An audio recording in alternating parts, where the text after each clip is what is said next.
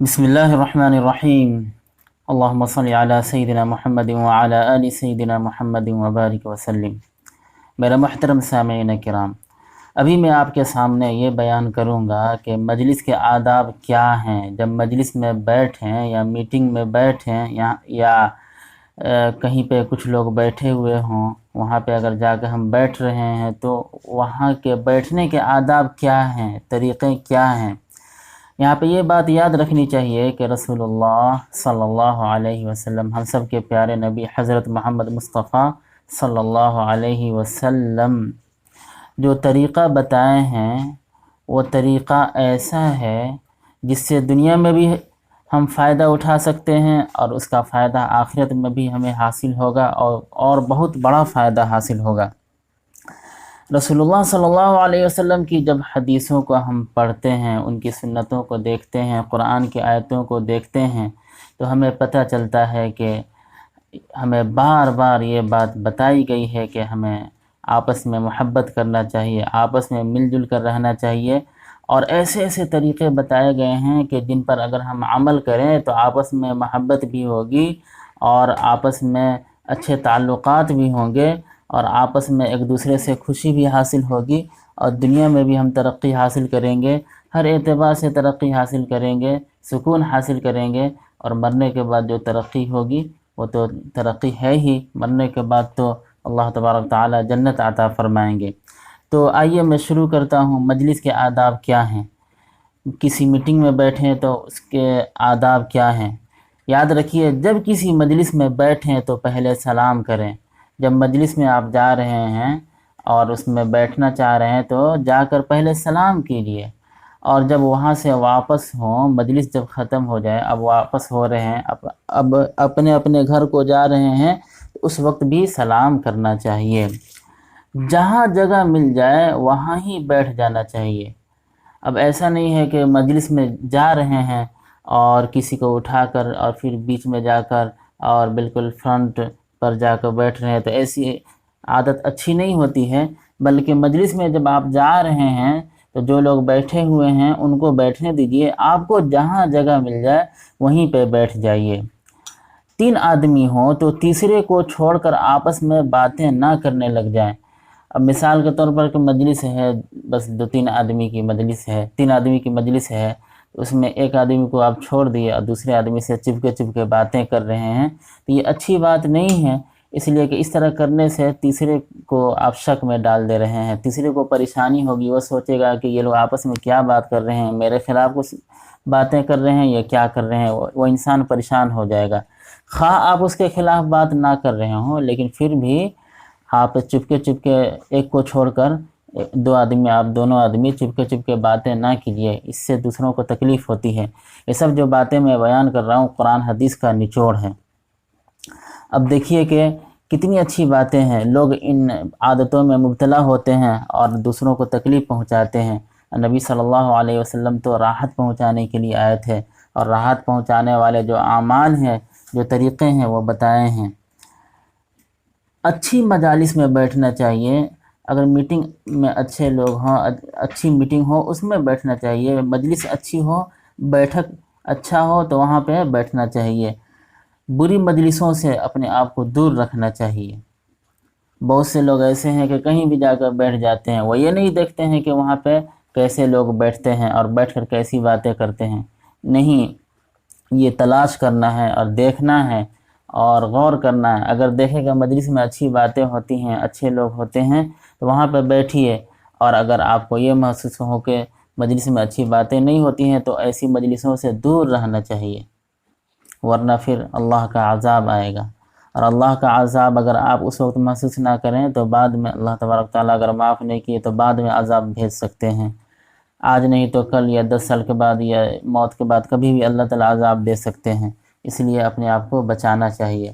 اللہ تبارک تعالیٰ جب تک گناہ کو نہیں معاف کرتے ہیں تو عذاب دے دیتے ہیں، لیکن جب معاف کر دیے، بہت سے گناہوں کو اللہ معاف کرتے ہیں، جب معاف کر دیے تب تو یہ اور بات ہے، لیکن ظاہر سی بات ہے کہ اپنے آپ کو گناہ میں مبتلا نہیں کرنا ہے نا، اپنے آپ کو گناہ سے بچانا ہے۔ اسی لیے اچھی مجلسوں میں بیٹھنا چاہیے، بری مجلسوں سے اپنے آپ کو بچانا چاہیے۔ جب بھی کوئی آئے اگرچہ جگہ بھی ہو تب بھی ذرا کھسک جانا چاہیے، اس سے محبت پیدا ہوتی ہے۔ مجلس میں بیٹھے ہوئے ہیں، بعد میں کوئی شخص آ رہا ہے تو جگہ تو ہے، وہ بیٹھ سکتا ہے، لیکن پھر بھی آپ تھوڑی سی کھسک جائیے۔ اگر ذرا آپ کھسک جائیں گے تو اس سے اس کو بہت خوشی حاصل ہوگی، وہ سوچے گا کہ میرے لیے یہ تھوڑی سی جگہ دے رہے ہیں، یعنی مجھ سے یہ محبت کرتے ہیں، تو وہ آپ سے محبت کرنے لگے گا، آپ اس سے محبت کریں گے۔ جب مسلمان آپس میں محبت کرتے ہیں یہ بہت بڑی نیکی کی بات ہے، اور اس سے آپس میں ترقی بھی ہوگی، اور سب سے بڑی بات یہ ہے کہ اللہ تبارک تعالیٰ ایسے اعمال سے خوش ہوتے ہیں، ایسی عادتوں سے خوش ہوتے ہیں۔ مجلس میں بیٹھے ہوئے ہیں، لیکن مجلس سے آپ کہیں اگر جا رہے ہیں اور جا کر پھر آپ کو آنے کا ارادہ بھی ہے تو اس جگہ پہ کوئی چیز رکھ دیجئے، تاکہ دوسرا شخص اگر کوئی آئے تو اسے پتہ چلے کہ یہاں پہ کوئی بیٹھا ہوا تھا، وہ کسی کام سے گیا ہوا ہے، پھر وہ آئے گا اور یہاں پہ بیٹھے گا۔ ورنہ ہوگا یہ کہ آپ کچھ وہاں پہ رکھیں گے نہیں اور چلے جائیں گے، پھر آئیں گے اور دیکھیں گے کہ وہاں پہ کوئی بیٹھ گیا ہے، پھر آپ اس سے کہیں کہ بھائی اٹھ جاؤ مجھے بیٹھنے دو، تو اس کو تکلیف ہوگی، آپس میں جھگڑا بھی ہو سکتا ہے۔ اسی لیے مجلس سے جانے کے بعد پھر آنے کا ارادہ ہو تو اپنی جگہ پر کوئی چیز رکھ جائے، تاکہ معلوم ہو جائے کہ یہ واپس آنا چاہتا ہے۔ ایک وقت میں ایک ہی کو بولنا چاہیے۔ مجلس میں بیٹھے ہوئے ہیں تو اس میں تو کئی لوگ ہوتے ہیں، اب ہر آدمی چاہے کہ میں بولوں میں بولوں میں بولوں، تو ظاہر سی بات ہے کہ سب لوگ اگر ایک ساتھ بولنے لگیں گے تو کسی کی بھی آواز صاف نہیں ہوگی، اور کسی کی بھی آواز اچھی طرح سن نہیں سکتے۔ تو ظاہر سی بات ہے کہ اس میں اگر ایک شخص بولے گا سب لوگ سنیں گے تو اچھی بات ہے۔ آپ کو اگر کچھ بولنا ہے تو سامنے والا بول رہا ہے، پہلے اس کی بات کو اچھی طرح سنیے، غور کیجیے، اس کے بعد سے جب خاموش ہو جائیں تو پھر آپ بولیے۔ پھر جب آپ بات کریں گے تو دوسرے لوگ خاموش رہیں گے، پھر تیسرا بات کرے گا تو سب لوگ خاموش رہیں گے۔ تو ایک وقت میں ایک ہی کو بولنا چاہیے۔ آج کل ہم دیکھتے ہیں کہ بڑے بڑے پڑھے لکھے لوگ سمجھے جاتے ہیں، انٹلیکچوئل سمجھے جاتے ہیں، اور ٹی وی ڈیبیٹ میں جب باتیں کرتے ہیں تو اینکر بھی اس میں وہ کس طرح یعنی غیر معقول حرکتیں کرتے ہیں، اور اس میں جو ڈیبیٹ کرتے ہیں وہ بھی غیر معقول حرکتیں کرتے ہیں، الا ماشاء اللہ۔ اس میں کرتے یہ ہیں کہ ایک ہی وقت میں دو دو تین تین بولتے ہیں، آواز صاف نہیں سنائی دیتی ہے۔ تو یہ آداب کے خلاف ہے، مجلس کے آداب کے خلاف ہیں، اور رسول اللہ صلی اللہ علیہ وسلم کی تعلیمات کے خلاف ہیں۔ مجلس میں جو بات راز کی ہو تو وہ کسی کے سامنے نہیں کہنی چاہیے۔ کبھی کبھی ایسا ہوتا ہے کہ مجلس میں میٹنگ میں کچھ ایسی بات ہوتی ہیں جو راز کی ہوتی ہیں، یعنی صرف اسی مجلس میں وہ بات ہونی چاہیے، اس بات کو کہیں پہ پھیلانا نہیں ہے، وہ راز میں رکھنا ہے۔ تو ایسی باتوں کو راز ہی میں رکھنا چاہیے۔ اب ایسا نہیں کہ مجلس میں آپ بیٹھے ہوئے تھے اور کچھ باتیں سن لیے راز کی، پھر آپ جا کے ادھر ادھر پھیلا رہے ہیں، یہ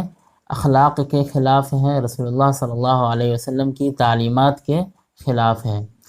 مجلس میں بیٹھے ہوئے ہیں تو ظاہر سی بات ہے کہ مجلس میں جب کئی لوگ ہوتے ہیں تو اس میں بہت سی باتیں اچھی بھی زبان سے نکلتی ہے، اور کبھی عمدن یا سہون خطاً یا غفلت میں کبھی کبھی کچھ باتیں گناہ کی نکل جاتی ہیں، تو گناہ کے کام سے بچنا چاہیے۔ آپ اپنے آپ کو گناہ سے بچا رہے ہیں، آپ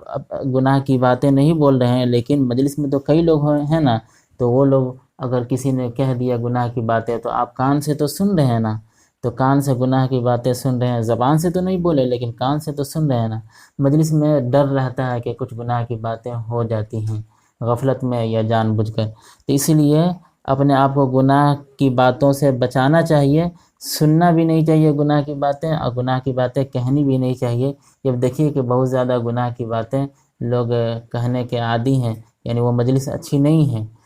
بہت زیادہ یا تھوڑا بھی اگر مجلس میں گناہ کی باتیں لوگ کہہ رہے ہیں تو ایسی مجلسوں سے بچنا چاہیے، دور رہنا چاہیے، یعنی بری مجلسوں سے دور رہنا چاہیے۔ اور سب لوگ چاہ رہے ہیں کہ گناہ کی باتیں نہ ہوں، یعنی وہ اچھی مجلس ہے تو اس مجلس میں بیٹھیے، پھر بھی ڈر رہتا ہے کہ جان بوجھ کے گناہ کی بات نہیں کی ہے لیکن غلطی سے کہیں گناہ کی بات ہو گئی ہو یا ہو جاتی ہے، اسی لیے مجلس میں بیٹھے رہیں تو بہت دیر تک، یعنی موقع موقع سے آپ دعا بھی پڑھتے رہیں، رب اغفر لی وتب علی انک انت التواب الغفور۔ رسول اللہ صلی اللہ علیہ وسلم جب مجلس میں بیٹھتے، میٹنگ میں بیٹھتے، لوگوں کے ساتھ جب بیٹھتے تو بار بار وہ اللہ سے معافی مانگتے رہتے تھے۔ یہ جو میں نے دعا بتائی ہے، اس دعا کو وہ پڑھتے رہتے تھے، رب اغفر لی وتب علی انک انت التواب الغفور۔ اس دعا کو جب بار بار سنیں گے تو یاد ہو جائے گی، رب اغفر لی وتب علی انک انت التواب الغفور۔ رسول اللہ صلی اللہ علیہ وسلم بار بار استغفار کرتے تھے، معافی مانگتے تھے، لہذا مجلس میں بیٹھے ہوئے ہیں تو چپکے چپکے اللہ سے معافی مانگتے رہیں، اس دعا کو پڑھتے رہیں اور اپنی زبان میں بھی اللہ سے معافی مانگتے رہیں کہ اللہ میں مجلس میں بیٹھا ہوں، بہت سی باتیں غفلت میں غلطی ہو جاتی ہوں گی، غلط بات ہو جاتی ہوں گی، گناہ کی باتیں ہو جاتی ہوں گی، اللہ تو معاف فرما۔ مجلس جب ختم ہو تو مجلس سے اٹھتے وقت یہ دعا پڑھ لینی چاہیے، سبحانک اللہم وبحمدک اشہد ان لا الہ الا انت استغفرک واتوب الیک۔ اس کو میں پھر سے پڑھ دے رہا ہوں،